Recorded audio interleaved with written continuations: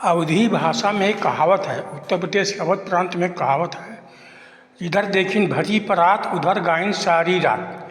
मतलब जिधर देखते हैं लोग गाने वाले कि परात भरी है, मतलब उसमें खाना पीना भरा हुआ है, उधर ही गाएंगे जिधर परात, जिसकी परात भरी हुई है।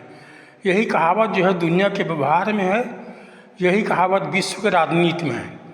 अब गाजा में हमास का इसराइल का युद्ध हो रहा है, तो इसराइल जो है नागरिकों को मार रहा है, बहुत गलत बात है। 65,000 लोग मारे गए, बहुत गलत बात है। लेकिन उसका दूसरा पक्ष लोग नहीं बता रहे हैं। 2006 में इसराइल ने गाजा से अपनी सेनाएं हटा ली थी, अपने नागरिक बुला लिए थे, और गाजा में चुनाव करा करके वहाँ हमास जीता था। हमास को उन्होंने सत्ता दे दी थी। अब हमास ने जब सत्ता पाई तो उन्होंने कह दिया कोई इजरायली आएगा तो मार डालेंगे। इजराइल का प्रवेश निवेश कर दिया, और 7 अक्टूबर को जो है 2 साल पहले और उनके आतंकवादी घुस करके हज़ारों इसराइलियों को मार दिया और हज़ारों को बंधक बना लिया, सैकड़ों को। क्या उचित है? इसको लोग नहीं कहते हैं, 7 अक्टूबर को भूल जाएंगे। अब चूँकि जो है इस 10 साल में जो है हमास ने जो है हर घर के नीचे बंकर बना लिए हैं, हर साल के नीचे बंकर बना लिए हैं, और मानववादी को ढाल बना करके जो लड़ाई करता है। तो हमास को अगर हराना है, उसको नष्ट करना है बंकर को, तो आबादी तो आएगी, कायदे से तो आबादी को वहाँ से हट जाना चाहिए। तो लोग यही कहते हैं कि बड़ा हमला हुआ, अत्याचार हुआ बहुत गलत हुआ। लेकिन हमास से जो बंधक बनाए क्यों नहीं छोड़ रहा है, वो हथियार क्यों नहीं छोड़ रहा है? उसको जो है अगर हम सेना इसराइली सेना हट जाएगी तो जो है वो फिर पूरे गजम कब्जा कर लेंगे, फिर इसराइल पर हमला करेंगे। तो क्या कोई देश सहन करे, कोई फिर उसके देश में जो है नागरिकों को मारे?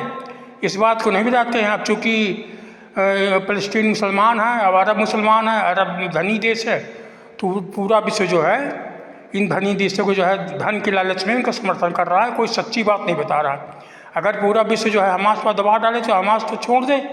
लेकिन इटली के प्रधानमंत्री मेलोनी ने जो सही बात कही है, उनको सही बात कही है। दूसरी बात है ये इसका कारण जो है ट्रंप की मूर्खता है। जब ट्रंप से बना है तो वो घमंड इतना बढ़ गया है कि पूरे विश्व को अपना मालिक समझता है कि सब उसके कीड़े मकोड़े, केवल अमेरिका एक राजा है। अब जिस प्रकार जो है जेलेंस्की का अपने घर बुलाकर अपमान किया, कोई ऐसा नहीं करता है, कोई अतिथि को जो अपमान नहीं करता है।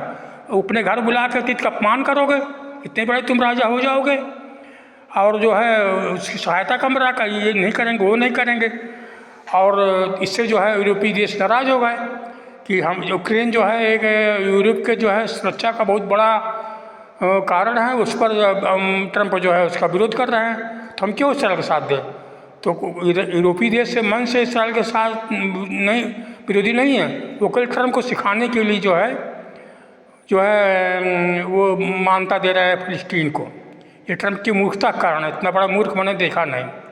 दूसरे कारण है कि जो भारत इसराइल के साथ खड़ा है, और जो है ट्रंप जो है इसराइल से, ट्रंप पाकिस्तान के जो है वो मुनीर के साथ दोपहर का खाना खाता है।